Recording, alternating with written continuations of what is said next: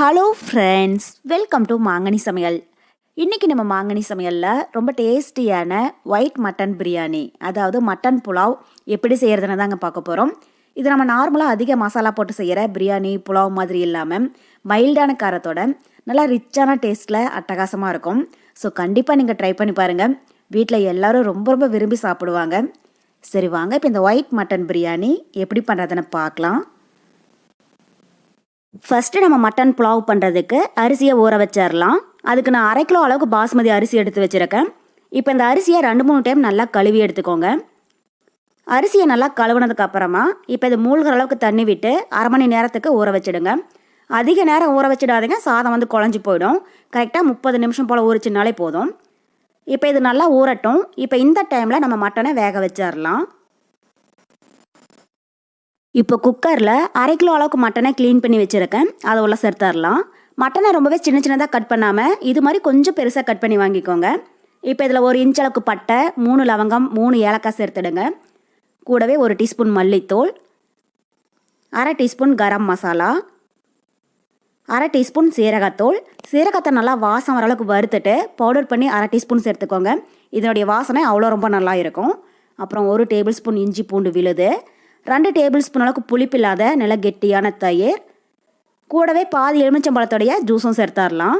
நான் மீடியம் சைஸில் பாதி லெமன் ஜூஸ் சேர்க்குறேன். சின்னதாக இருந்துச்சு அப்படின்னா நீங்கள் 1 அளவுக்கு சேர்த்துக்கோங்க. அப்போ தான் டேஸ்ட்டு நல்லா எடுத்து கொடுக்கும். இப்போ இதில் கொஞ்சமாக பொடியாக கட் பண்ணின கொஞ்சம் புதினா மல்லி சேர்த்துடலாம். புதினா மல்லி ரொம்பவே அதிகமாக சேர்க்க வேண்டாம், ஃப்ளேவருக்காக கொஞ்சமாக சேர்த்திங்கன்னா போதும். அப்புறம் 1 பிரியாணி இலை, கூடவே இந்த மட்டனுக்கு தேவையான அளவு உப்பும் சேர்த்துடுங்க. சேர்த்துட்டு இப்போ இதில் 2 கப் அளவுக்கு தண்ணி சேர்த்துடலாம். ஸோ நம்ம 3 விசில் தாங்க வேக வச்சு எடுக்க போகிறோம். அதனால் தண்ணி நிறைய சேர்க்க வேண்டாம். பாருங்கள், இந்தளவுக்கு சேர்த்திங்கன்னா போதும். சேர்த்துட்டு இப்போ இந்த டைம் நல்லா கலந்து விட்டுறலாம். இப்போ நல்லா கலந்து விட்டதுக்கப்புறமா குக்கரோடைய மூடி போட்டு மூடி வச்சுடுங்க.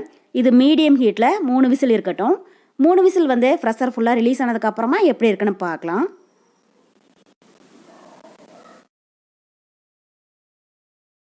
இப்போ குக்கர் 3 விசில் ப்ரெஷர் ஃபுல்லாக ரிலீஸ் ஆகிடுச்சு. பாருங்கள், மட்டன் முக்கால்வாசி நல்லா வெந்திருக்கு. அதிக விசில் வேக விட்டுடாதீங்க, மட்டன் குழஞ்சி போயிடும். கரெக்டாக 3 விசில் விட்டிங்கனாலே போதும், இந்தளவுக்கு நல்லா வெந்துடும். இப்போ இது ஒரு ஓரமாக இருக்கட்டும். அடுத்தது ஒரு குக்கரில் 3 டேபிள் ஸ்பூன் அளவுக்கு எண்ணெய் சேர்த்துக்கோங்க. கூடவே 3 டேபிள் ஸ்பூன் அளவுக்கு நெய்யும் சேர்த்துடலாம். இப்போ எண்ணெயும் நெய்யும் நல்லா சூடானதுக்கு அப்புறமா இதில் 1 இன்ச் அளவுக்கு பட்டை, 3 லவங்கம், 2 ஏலக்காய், 1 பிரியாணி இலை, 1/4 டீஸ்பூன் மிளகு எடுத்து வச்சுருக்கேன். அதை உள்ள சேர்த்துடலாம். இது மீடியம் ஹீட்டில் லைட்டாக கலர் மாறினதும் இதில் 1 பெரிய வெங்காயத்தை நல்லா மெலிசாக நீளமாக கட் பண்ணி வச்சுருக்கேன். அதையும் சேர்த்துட்டு இப்போ வெங்காயம் லைட்டாக கண்ணாடி மாதிரி ஆகிற அளவுக்கு வதக்கிடுங்க. ஸோ புலாவுக்கு பிரியாணி சேர்க்குற அளவுக்கு நிறைய வெங்காயம் சேர்க்க வேண்டாம், பெரிய சைஸில் 1 சேர்த்திங்கனாலே போதும். பாருங்கள், இப்போ வெங்காயம் நல்லா கண்ணாடி மாதிரி வதங்கிடுச்சு. இப்போ இந்த அளவுக்கு வதங்கினதுக்கப்புறமா இதில் 1 டேபிள் ஸ்பூன் அளவுக்கு இஞ்சி பூண்டு விழுது சேர்த்துடலாம்.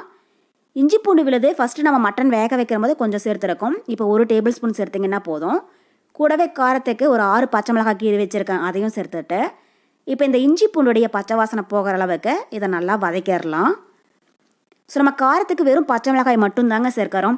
அதனால் உங்கள் காரத்துக்கு தகுந்த மாதிரி நீங்கள் கூட்டி குறைச்சி ஆட் பண்ணிக்கோங்க. நான் 6 அளவுக்கு சேர்த்துருக்கேன். இப்போ இஞ்சி பூண்டோடைய பச்சை வாசனை போக நல்லா வதங்கினதுக்கப்புறமா இதில் மீடியம் சைஸில் 1 தக்காளி கட் பண்ணி வச்சுருக்கேன். அதை உள்ள சேர்த்துடலாம். கூடவே வெங்காயம் தக்காளி வதங்குறதுக்கு 1/2 டீஸ்பூன் அளவுக்கு உப்பும் சேர்த்துட்டு இப்போ ஒரு டைம் லைட்டாக கலந்து விட்டுருங்க. ஸோ புலாவுக்கு வெங்காயம் தக்காளி அதிகம் பொன்னிறமாக வதங்கிடக்கூடாது, லைட்டாக கண்ணாடி மாதிரி வதங்குச்சுன்னா போதும். அப்போ தான் புலாவ் ரொம்பவே கலர் மாறாமல் ஒயிட்டாகவே இருக்கும். பாருங்கள், இப்போ வெங்காயம் தக்காளி நல்லா வதங்கிடுச்சு. இந்த அளவுக்கு நல்லா வதங்கினதுக்கப்புறமா இதில் நம்ம வேக வச்சு எடுத்துருக்கிற மட்டனை சேர்த்துடலாம். மட்டன் வேக வச்ச தண்ணியை தனியாக வடித்து எடுத்து வச்சுக்கோங்க.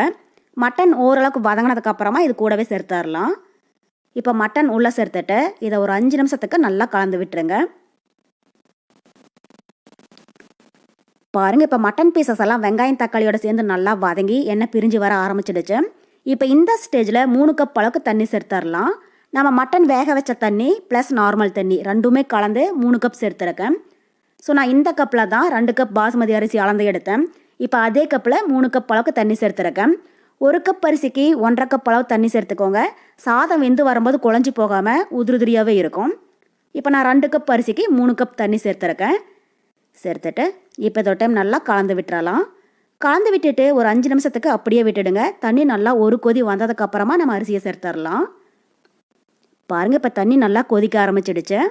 இப்போ இது கூட நம்ம ஊற வச்சு எடுத்துருக்கிற அரிசியை தண்ணியெல்லாம் வடிச்சிட்டு உள்ளே சேர்த்துடுங்க.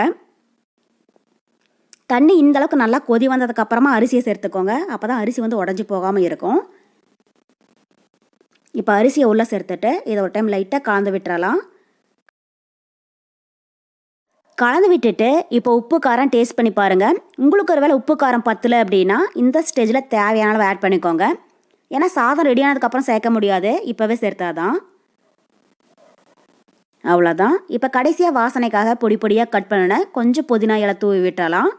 கூடவே பொடியாக கட் பண்ணின கொஞ்சம் மல்லி இலை இதெல்லாம் சேர்த்துட்டு இப்போ குக்கரோடைய மூடி போட்டு மூடி வச்சுடுங்க. இது மீடியம் ஹீட்டில் 2 விசில் வந்து ப்ரெஷர் ஃபுல்லாக ரிலீஸ் ஆனதுக்கப்புறமா எப்படி இருக்குன்னு பார்க்கலாம். ஸ்டவ் வந்து மீடியம் ஹீட்லேயே இருக்கட்டும். இப்போ குக்கர் 2 விசில் வந்து ப்ரெஷர் ஃபுல்லாக ரிலீஸ் ஆகிடுச்சு. மூடி ஓப்பன் பண்ணி பார்க்கலாம். பாருங்கள், இப்போ நல்லா கலர்ஃபுல்லான மட்டன் ஒயிட் புலாவ் ரொம்ப சூப்பராக தயாராகிடுச்சு. எவ்வளோ உதிரியாக இருக்குது பாருங்கள். கொஞ்சம் கூட அடி பிடிக்கவே இல்லை. அதே மாதிரி சாதம் கொஞ்சம் கூட குழஞ்சி போகாமல் நல்லா உதிரியாக வந்திருக்கு. மட்டன் பீசஸும் நல்லா சாஃப்டாக வெந்துடுச்சு. கரெக்டாக நீங்கள் இந்த அளவுகளில் செஞ்சீங்க அப்படின்னா மட்டன் புலாவ் வந்து கொஞ்சம் கூட குழையாமல் இதே மாதிரி பர்ஃபெக்டாக வரும்.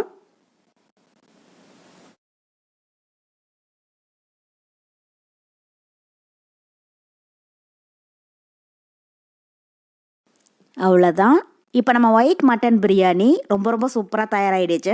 இதில் நம்ம சிக்கன் மட்டனில் கிரேவி வறுவல் இதெல்லாம் வச்சு சாப்பிட்ற போது டேஸ்ட் இன்னும் ரொம்பவே அட்டகாசமாக இருக்கும். ஸோ கண்டிப்பாக நீங்களும் இதே மெத்தடில் செஞ்சு பார்த்துட்டு எப்படி இருக்குன்னு மறக்காமல் கமெண்ட் பாக்ஸில் சொல்லுங்கள். என்னுடைய இந்த ரெசிபி வீடியோ உங்களுக்கு பிடிச்சிருந்தா லைக் பண்ணுங்கள். உங்கள் ஃப்ரெண்ட்ஸ் அண்ட் ரிலேட்டிவ்ஸ் கூட நிறைய ஷேர் பண்ணுங்கள். மறக்காமல் மாங்கனி சமையலுக்கு சப்ஸ்கிரைப் பண்ணுங்கள். நன்றி.